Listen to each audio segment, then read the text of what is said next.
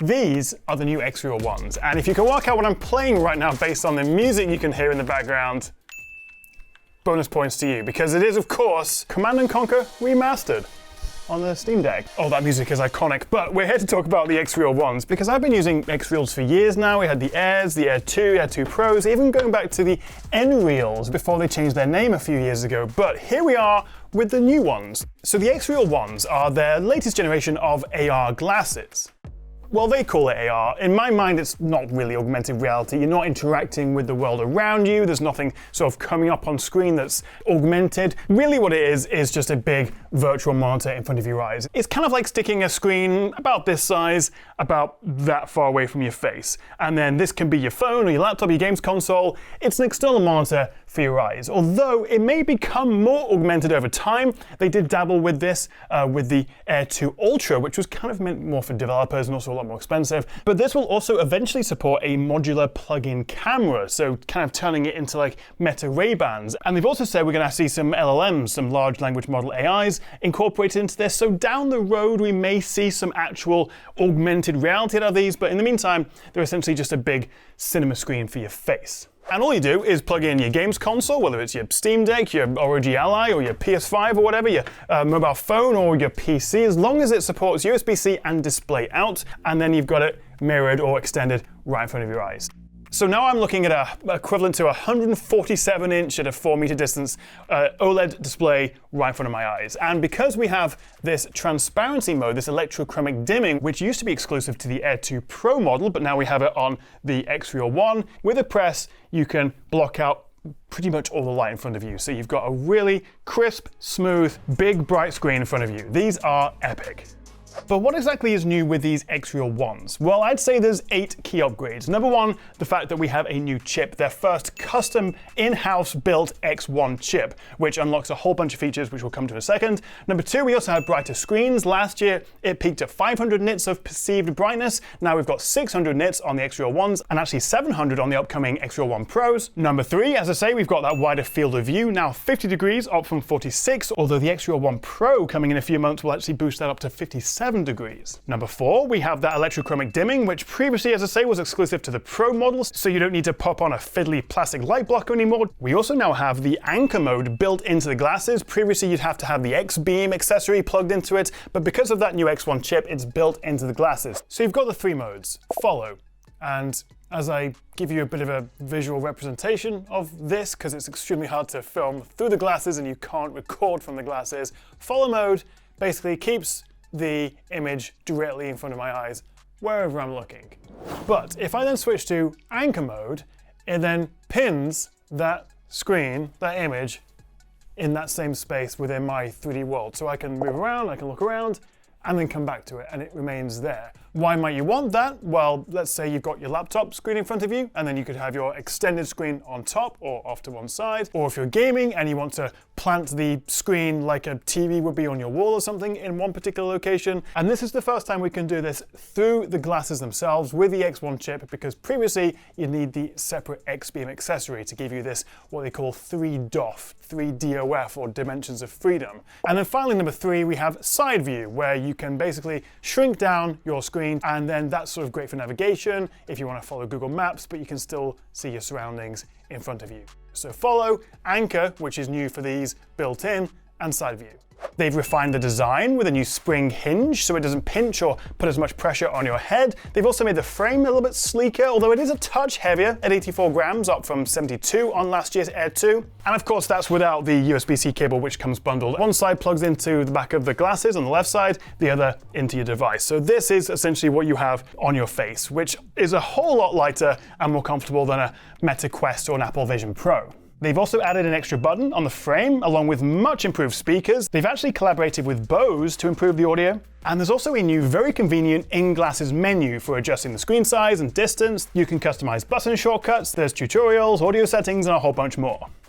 I'm actually going to cheat a little bit because I've got my laptop here, my MacBook, I'm plugging in to the USB-C port, and it's immediately mirrored to my eyes. I'm not sure if you can see the difference when I go between the transparency mode, so I can now see you, and then turn on the full electrochromic dimming. There's actually 3 levels of the dimming you can switch between, but most of the time I like it blacked out as much as possible. So I can actually do a super saf, who of course always wears his glasses, and read the script, but also look at you in the camera, and you wouldn't know. But to my eyes at least, no pun intended, this is actually a really big upgrade. The wider field of view, the electrochromic dimming, not just on the Pro model, and what that X1 chip allows. Essentially, it's incorporating the X-beam, which gives you the anchor mode, which I can switch between anchor and follow just with a single press of this red button. I can also double press it to bring up this new menu, which is actually very helpful. But of course, you are still limited to one display. Yes, you can have an ultra-wide, and if you're plugging into your laptop, you can have multiple tabs and windows open within your mirrored or extended screen, but it's still one display in front of you. That's still a 50-degree field of view. I say still, that's off from 46, but you're still looking at, a frame of about that in front of your eyes. And you can change the size of your virtual screen down to about 32 inches, or all the way up to over 400 inches, although at a certain point over about 140 inches, the field of view becomes the limitation, and essentially you're just zooming in on the screen, but you'll then need to turn your head to actually see the edges of the screen. And I'm also pleased to report, because they've improved the optics engine and also with this new X1 chip, even coming from the Air 2 Pros, everything looks crisper, everything feels smoother, and they've drastically improved the response time, or more specifically the motion to photon latency, or the M2P, from 20 milliseconds down to just 3 milliseconds. Honestly, the stabilization, the clarity of these Xreal Ones, fantastic. And they're the first pair of quote-unquote AR glasses to receive a 5-star eye comfort certification, so I can comfortably watch a movie or edit my videos with really no eye strain. I am someone who gets a little bit motion sick using VR and AR glasses, but I've never had an issue with these. Even taking them on planes and bumpy trains, I'm happy to edit and work and watch movies on this, and I've never had an issue with feeling nauseous or motion sick. And because it is obviously powered by the device you're plugging into, it doesn't run out of battery. Now, of course, the device may run out of battery, but the flip side of that is, let's say I'm on a plane, one of the places I use this all the time, I can actually dim my screen right down, save a whole bunch of battery there, and because my 16-inch MacBook rarely fits on a tray table on a plane or a train, I can also, dip it down, have the screen dimmed, and then kind of use it like a Vision Pro and work this way with my big virtual screen.